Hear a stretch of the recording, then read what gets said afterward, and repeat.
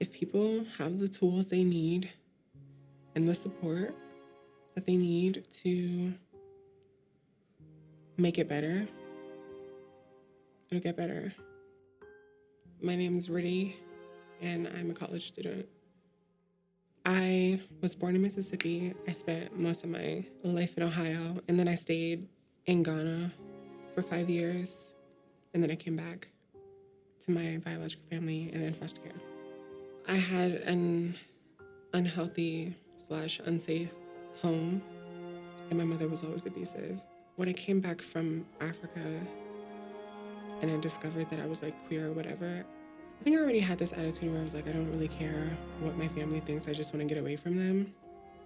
And it was another thing that gave my family more of an excuse to be violent. I think the first suicidal thoughts that I had, I was like 5. Well, I don't think that I was able to overcome it until I started living the life that I wanted to. That wasn't until recently. 40% of LGBTQ youth are likely to try and commit or complete suicide if they don't have at least one supportive adult in their life. There was a breaking point, and we had state intervention, and that's how I got placed in foster care. What comes to mind instantly when I think about LGBTQ is diversity of sexual expression, diversity of mind, beauty. The way I see it is each letter is going to represent a label for someone who identifies differently than maybe the norm. That as an identity is only one small part of anyone's identity that oftentimes our youth are just trying to figure out. You know, there are so many other things about the kids. I think one of the things that was surprising to me was how respectful my foster mother was. I was really surprised by that someone showed me basic human decency. I thought it was oh my God. These are kids that just need to have a safe space for self-expression and being who they are and not feeling judged. We listen to our foster parents, we listen to our foster children, and we're constantly trying to identify what trainings we need, where are the gaps. We had an LGBTQ training a couple years ago.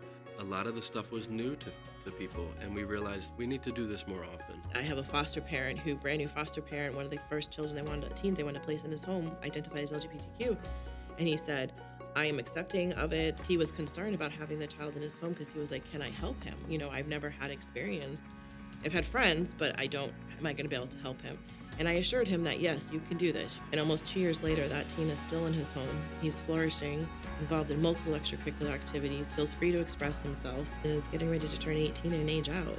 We embody the culture of our organization on a daily basis. Caring for people, connecting communities, promoting peace is in our DNA.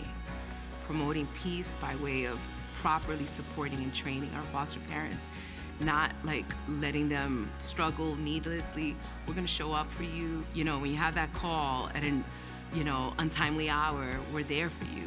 I am studying computer science, and I plan on getting my bachelor's in computer science and being rich and taking care of myself. Not rich, but wealthy enough to take care of myself. Miss Candy, Margot, Miss Christine, a lot of the women who work at NYAP have been really important in my life. We text a lot. It's really good to have people that you can reach out to and talk to help me get back on my feet. It's really, really important.